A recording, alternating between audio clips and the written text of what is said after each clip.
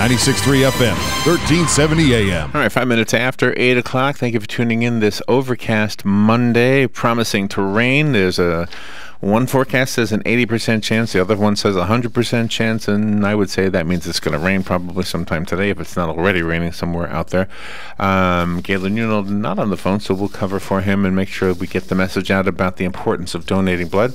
Also, I wanted to mention the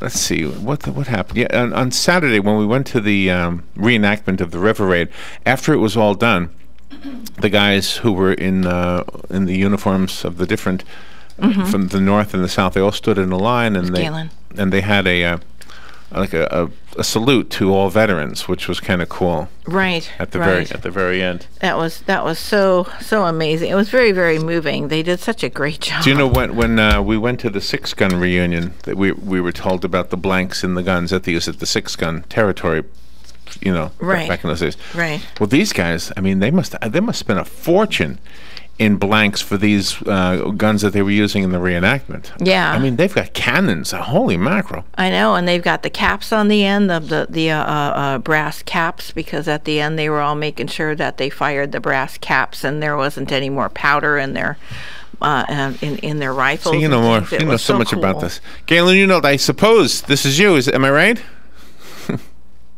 Oh, he's gone. He's gone. Wonder what happened there. I don't know. So we'll cover. He'll call back. We'll see if he calls back. He'll call back. So anyway, so as we get close to Veterans Day, I was looking through the different. Don't you love live radio? This is live radio. I know. It's making Galen? Fun. Yeah. Hey. Good morning, Larry. Robin. How are you? Good morning, Galen. How you doing? Good. Thank you. How was your weekend? It was fun. It was just there was a lot going on. So, but it was great. It was a good weekend. It was hot. Loved it. So. And did your sons have soccer games or football or anything? Yeah, I had a football game. Had a soccer game. When was that? Thursday. Yeah. Are the schools closed on Veterans Day? No. It's just somebody's decision. And there's been a lot of talk about that, but the veterans themselves like the fact that they're open, and then during that day they talk about what veterans do. So, I mean, they have a great veterans program at the Veterans Park that if you've never been a part of or seen it, it's well worth it.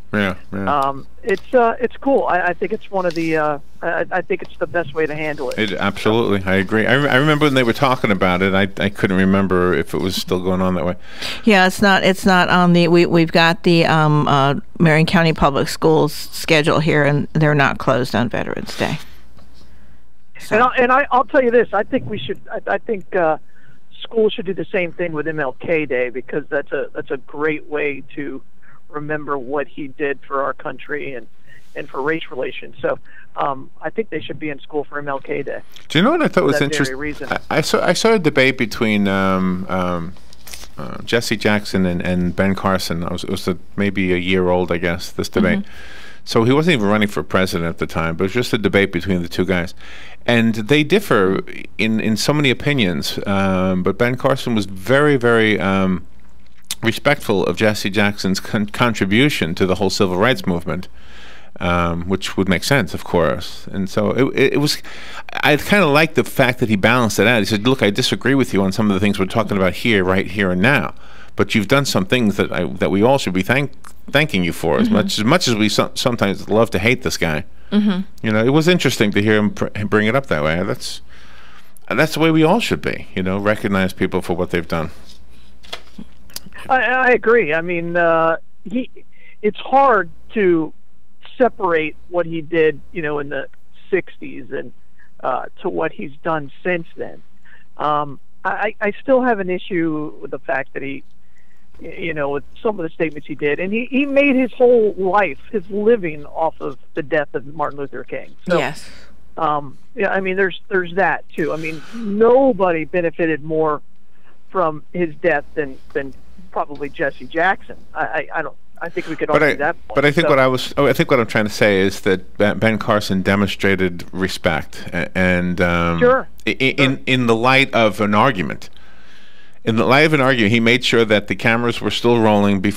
They didn't wrap it up before he had a chance to thank Jesse Jackson for the things he thought he needed to be thanked for. So I just thought... And that's one thing you'll know about Dr. Carson is that he is a respectful, decent person. You know, when I've seen him interact personally, when he had the conference 2 years ago, and he was just starting to become, you know, in the public eye, he was very cordial, very pleasant, extremely differential to everybody in the room. And so I think that's just who he is. I think he's just a decent human being. So we have Veterans Day coming up, and this week I have some celebrity veterans I wanted to highlight, and the one I want to do this morning a little bit with you, Galen, is Charles Schulz, the guy who made the Peanuts cartoon. Sure. Yeah. And then give you some interesting, odd, obscure things about Peanuts themselves. It's kind of a fun... That would be cool. Fun list. But I'll tell you about Charles Schulz's his contribution as a veteran before we do that. But first, how is the blood supply? We need Rh negatives. We need A negative, B negative, and O negative. So, and if you don't know your blood type, we probably need you too. So there's no blood type that we're saying not to give. So just get out there and roll up your sleeves and donate blood. But if you are an O negative or an A negative or B negative, we're in critical need. So just get out there and donate blood. And if you don't know your blood type, by donating, you will learn your blood type. Absolutely right. You'll also learn your cholesterol level and a couple of other facts about your health. That too. Yep. Good stuff. By the way, if you're looking at the video streaming of this broadcast, you see behind Robin 2 big RCA boxes. Yep. Dan and Joe have worked a deal with Sears. We're giving away 2 58-inch TVs. LED, full color. Full color. ED? What did I'm sorry, full HD TV. Yeah, Rob, full color. Sorry, I saw the word full color, Galen. Wow. Full color. That shows our age. It's a color TV, Galen. Okay. When you hear, she said ED, and I'm like, when you hear ED, you're like, that's a pill. Yeah. I didn't know a TV could fix that problem. HD TV. I couldn't see the words there. My brain was full color. Okay, then I had to look again. Full color. It's full color.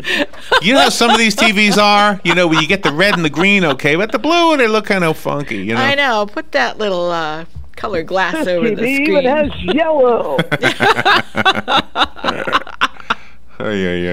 Anyway, they're all modern, cutting edge. You can't go wrong with these 2 televisions from Sears. And they're right here, right now. Yes, they are. And I don't know the details how we're giving them away, but I'm sure we'll learn. Mm-hmm. Yeah, pretty exciting. Exciting stuff. All right, so let me tell you about Charles Schulz. Charles Schulz, for those who don't know who he is, this is the guy who created the Peanuts cartoon characters. The Peanuts cartoon strip ran for 50 years between 1950 and 2000. Charles Schulz grew up in Minnesota near St. Paul. He was an only child. His father nicknamed him Sparky, and the horse after the horse Sparkplug from the comic strip Barney Google. Oh, I did not know that. Schulz was shy in school, which was exasperated by skipping 2 grades, so he was with kids 2 years older than himself, making him even shyer. Yeah, sometimes that's not good to skip grades. I know. Although he always dreamed of being a comic book artist, he did not find success after high school. Instead, he was drafted into the Army in 1943. His mother, Dina, died around the same time, and he was immensely saddened by that. It was a painful experience. Mrs. Schulz had been suffering from cervical cancer for a long time. Charles was able to say goodbye to her the night she died. Oh, thank God for that. In the Army, Charles Schulz served as a staff sergeant in the 20th Armored Division. He became a squad leader of a .50 caliber machine gun. Although he was openly proud of his service, Schulz has said that serving during World War II opened him to the horrors of war. Although the service provided a radical change of pace after his mother's death, the nature of the war proved to be its own morose experience. Gosh. When he came back to the U.S., his career began with the publication of something called Lil Folks in 1947, now known as Peanuts. And so on the other side of the break, I want to tell you some of the lesser-known things about Peanuts. By the way, Charles Schulz finished his last strip. He announced he was going to retire. He went to bed after doing that and passed away in his sleep from a heart attack. Same day he finished his last strip. We'll be right back.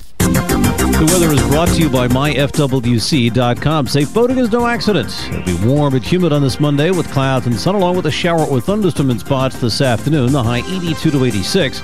Mostly cloudy, warm, and muggy tonight with a shower or thunderstorm in spots, mainly during the evening hours over the interior. The overnight low 69 to 73. For tomorrow, times of clouds and sun, warm and humid with a shower in the area. The high 83 to 87. From the Florida Weather Center, I'm meteorologist Joe Lundberg. Get it for less at the DIY Home Center outlet. Get top quality real wood cabinets the same or less than the big box stores are selling the cheap stuff. And that's not all. Drywall screws big box stores are $6.47 a pound. At DIY, only $4.99. Plus, DIY has the largest selection of mobile home parts and accessories anywhere. From carpet to doors, get the DIY supplies you need for less. The DIY Home Center outlet. We are your building material closeout store. 2191 Northwest 10th Street, just 2 miles east of I-75. Hey, Robin, my friend's mother is getting out of the hospital and needs rehab before she goes home. Do you know of a rehab you'd recommend? Sure. Our friend Jan Marino works at Palm Garden, and she's always talking about the work they do there. Great idea. I'm going to call Jan right now. What's the number? 854-6262. I'll call 854-6262, or I might just stop by Palm Garden. It's at the corner of 27th Avenue and 34th Street. Great. I'll go with you. The Harvest Fest Music and Food Truck Festival is coming to Ocala's Tuscaloosa Park on Saturday, November 14th. The Feel Downtown live event is free with a donation of a canned good or non-perishable food item, featuring 8 live bands with headliner Blackberry Smoke, all-day music, 10 food trucks, and a craft beer garden. Donated food will be distributed by Project Hope for local families in need. Go online to feeldowntownlive.com for more information about Harvest Fest. Here's what you may have missed on the John Tesh Radio Show. And it's bad thoughts about messing up or not being good enough that kill confidence. So tell yourself, you can do it. Blowing bubbles can help us fall asleep because it's like a deep breathing exercise helping to calm our body and mind. And since blowing bubbles feels silly, it helps the mind move on from worries that might keep us awake. So throw back some cranberry juice, improve your heart health within 24 hours. Intelligence for your life on the John Tesh Radio Show. Don't miss this stuff. Hey, Matt, I know Sunrise Automotive does auto stuff, but I need some tires for my truck. Can you recommend someone? Yes, I can. We do that. No, I mean, I need them installed and balanced and all that. Yep, we do that. Well, my son needed his windows tinted. Yep, we do that. I need my seat replaced. Yep, we do that too. I need a new roof line, and a new spoiler, and a new trunk. We can even do that too. Okay, I get it. I suppose you can also do a radio show too, huh? Well, as a matter of fact, join me every Monday at 10 for auto repair with personal care here on The Source. Of course you do. 18 minutes after 8 o'clock. I can't believe it's already the 9th day of November. It's going too quick. I'm just, It's too close to the holidays, but I'm excited about it. But it's like, wait a minute, can we back up a month? Just right. We need more time. Yeah. All right, so I went into a store yesterday and they were playing Christmas music. No, really? I was like, are you kidding me? It's 92 degrees outside. Oh no! We don't need Christmas. Let's get through. Again, Thanksgiving's my favorite holiday. Let's just enjoy that. Just get through Thanksgiving, yeah. That's well, Santa Claus arrived at the mall on Saturday at 8:30 on a fire truck, so they've got him all set up now. That's right. Unbelievable. So I know he's here. And by They're all just trying to get you to start shopping as soon as possible. By the way, my nephew finished the Iron Man thing, and Yay, Christopher! I can't tell you any numbers because I don't know them, but he finished. A lot of people didn't finish it, but he did. Oh, Christopher Whitler. Yeah. He works for Marion County Fire Rescue. He's really good. All right, so let's see some obscure facts about the Peanuts gang and Charles Schulz. Ready for this? Charles Schulz hated the name Peanuts. Did you know that? I didn't know that. He named it Lil Folks, and United Features Syndicate upper. Are you saying folks like FOLKS? Yes, Lil Folks. Okay, Lil like little. L-I-apostrophe-L, folks. Right. Folks. Little Folks, yes. All right, because I was thinking at first you said Fawkes, like F-A-W-K-E-S, which is, I was like, that's a completely different meaning. Maybe it's my accent or something. But anyway, so United Features Syndicate, upper echelon, whatever, didn't like Lil Folks because they said people will confuse it with Lil Abner. So they came up with the name Peanuts based on the Howdy Doody Peanut Gallery, and Charles Schulz did not like the name Peanuts, but that's just the way it was. I think he did all right. He did all right. He did. Name ended up all right. All right, now CBS hated the Christmas special. Really? Yeah. CBS did not. Oh. I heard this one. And not because it was a Christian holiday. That was not the problem. No. Because if that was the problem, you would never have had the scene where Linus was reading from the Bible. Yeah. The problem was, let's see, what do I have here? By the time CBS executives turned a critical eye to the movie, it was already too late to do anything about it. That's a classic. They objected to things such as the jazz music in the Christmas cartoon. They didn't like that jazz music. Yeah, but the kids were being kids on stage. Isn't that They funny? were being silly. It's one of the things we love about that, isn't it? Yeah. They didn't like the slow pace of it. They thought it was paced too slow. No, it wasn't. It was a reverberation of the characters. The executive producer, Lee Mendelson, figured, well, this isn't going to last. This will be a one-time shot and that's it. But he was wrong, of course. Yes, I'm glad he was wrong. Had high ratings, critical acclaim, and of course it's a classic. One aspect of the movie that modern fans often assume was controversial was its explicit Christian content when Linus reads from the Bible. But that was not the problem. They didn't have any problem with that at all. So. No, and it's Christmas. Christ in Christmas. That's the reason for the season. Back in those days, though, they didn't really care about that. No, it's now. No. It's now. They political correct garbage. All right, there was a scene in one of them which was objected to because it would have made Woodstock look like a cannibal. I didn't know that. Yeah. I didn't know that. Let's see. Snoopy's friend, the bird named Woodstock, is in a scene in the Thanksgiving one, the Charlie Brown Thanksgiving. In the final scene, Snoopy's bird friend Woodstock eats turkey with the rest of the characters. Therefore, a bird eating turkey. He gets into the feast and he fights Snoopy for the wishbone and he wins. Yeah, but you don't eat the wishbone. Lee Mendelson was the producer. He objected to Woodstock eating the turkey, but says that his apprehensions were overhauled by the other creative partners. He eventually got his wish in a roundabout way. After ABC received the rights to broadcast the special, they cut several scenes to have more room for commercials. This included trimming the cannibalistic episode and skipping the Snoopy and Woodstock eating pumpkin pie instead. That's good stuff. That's good stuff. I love that. Here's a little trivia on Charles Schulz. In addition to the Peanuts characters, he also had a Christian cartoon that he wrote and illustrated called Young Pillars. Didn't know that. Yeah. It taught different church-related topics. Of particular interest to Peanuts fans is the design of the characters. Rather than the familiar squat forms of Charlie Brown and the gang, the teen characters are portrayed as ultra-thin. Oh. The comics are also designed as single-panel comics rather than the more traditional strip format. But there's one eerie part of this. There are adults in this one, and the adults look like the Charlie Brown characters. Oh. Oh. So the stars of the thing are skinny, and the adults are heavy, and they look like the Peanuts characters. It's kind of funny. That's awesome. But the Peanuts characters are children. They don't really have defined body shapes. Well, they made it look old, what he did. Yeah. Oh, gee. Okay. Charles Schulz was featured in the Appleton Museum about 4 or 5 years ago with the different strips and his history and stuff, and that was a wonderful exhibit to visit. I mean, the Appleton really brought in a lot of great stuff. Good morning. You're on the air. Good morning. Good morning. Yes, the character Woodstock was not named after the music festival, as it had not happened yet. The name Woodstock refers to a brand of typewriter. Oh, I didn't know that. Yeah. Oh, wow. Didn't know that. Okay, thank you. Day. Did not. Never known that. Very interesting. Didn't know that either. Okay. This one is next. Next one is funny.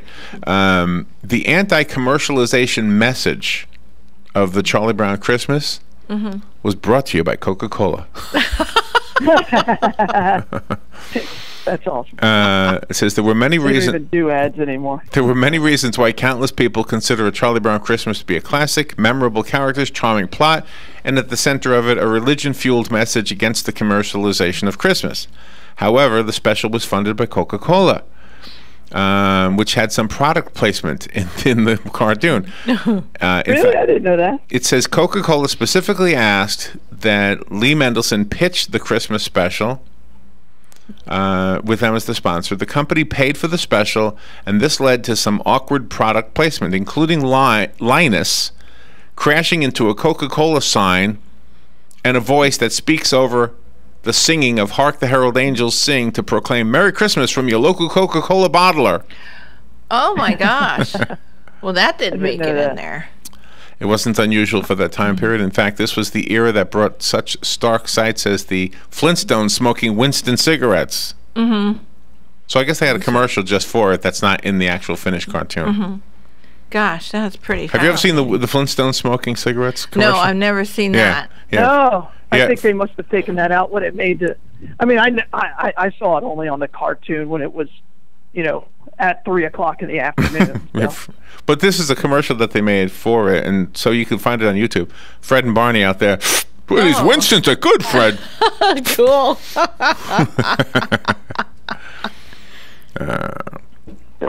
And finally, Vince Guaraldi. Is that how you say it, Robin? Yes. Vince Guaraldi is the guy who wrote that music that Lee Mendelson didn't like, the jazz composer. He's responsible for scoring 17 Peanuts specials. I didn't even know there were 17. Wow. No, I only knew maybe 4 or 5. I didn't realize. But here's a story about him. One night, Vince Guaraldi was in the middle of composing another Peanuts classic. He was writing music for the Great Pumpkin Waltz. And he decided to take a shower. While doing so, he heard a strange noise and decided to investigate. He went outside, couldn't get back in. He was naked? And he was naked. And he didn't have a towel. Oh, so he was trying to get into his own house by breaking in, and what do you think happened? The police came by. And they shined the flashlight on him, and he said, "Oh, wait, I am the Great Pumpkin." That's what he said in his memoir. Oh, that's funny. Anyway. That's funny. So there you go. Well, to go back to the jazz statement, I mean, the children were there to do a Christmas play, but they, were just fooling around because, whenever you do plays when you're in school and stuff, you don't just go there and just do the play. You just goof and everything until it's time to rehearse. So I just think that's ludicrous. So there you go. We actually have 2 minutes to get Galen to give us some more information about the Bloodmobile. I don't know. That was interesting. I know I didn't contribute a lot, but it's one of those where you just listen and like, you never know. Yeah, but I didn't know about Young Pillars. Put into those kinds of things. And plus, Jim Penna added something I didn't even have on this list. Yeah, exactly. About Woodstock. I didn't realize Woodstock was a character way back when. I thought it was just added like in the 70s. I didn't realize it was still, it was way back when. So, no, Charles Schulz is amazing, and that exhibit. I always assumed they named it after the city of Woodstock, which is a city. Yeah. I don't know. We'll have to find out when Woodstock was introduced. Well, the character. No, that was in. Oh, I think it was there from the beginning, wasn't it? Oh, okay. That I didn't realize. I can tell you. I just looked it up. All right, Woodstock first appeared March 4th, 1966. That's before the. Oh, okay. Before the. Right. Okay, I didn't. Woodstock, realize. the festival, was 1969. Oh, okay. But no, Charlie Brown is wonderful. All of the characters, and it's just so they're real scenarios that could happen. So it was so cool. I just really enjoy it. Yep. Oh, wait a minute. Now here it says I don't understand this. Okay. The Woodstock character appeared in 1966, but Schulz did not give him a name until June of 1970. Okay, there you go. And according to there you go. This, the Wikipedia is disagreeing with Jim. Oh. But I thought Jim was Wikipedia. He knows more than most. He's encyclopedia. Encyclopedia. All right, now we need to know where the Bloodmobile is. Where's the Bloodmobile? All right. We're actually closed to the public today, Larry. I know that's disappointing. But, all of that to find out. The center is open. The center is open. Of course, and we are at 1607. And yeah, all right. forward to having everybody there and donating blood. Thank you, Galen. Have a great day. Oh, you guys are the best. Bye. Thanks, y'all. Box of the Russian plane that crashed a week ago was the result of a bomb. This is Moscow has teams on the ground in Egypt inspecting security procedures. The U.S. and Britain had maintained last week that a bomb was most likely the cause of the catastrophe. Egypt and Russia had cautioned that investigations needed to be completed and not to speculate. Fox Radio's Jessica Gallagher. 4 people dead, 14 hurt in Hyattsville, Maryland, when a pickup truck hit a church van yesterday. The truck driver among those killed. Brad Kozlowski was dominating the AAA Texas 500, but coming from behind. Johnson wins at Texas again! Jimmy Johnson with his 75th career win. 3 spots still up for grabs at Phoenix before the Sprint Cup final in 2 weeks in Miami. Kyle Busch leads the points race for at least 2 spots, ahead of defending Chase champ Kevin Harvick and Martin Truex Jr. Fox News. We report, you decide.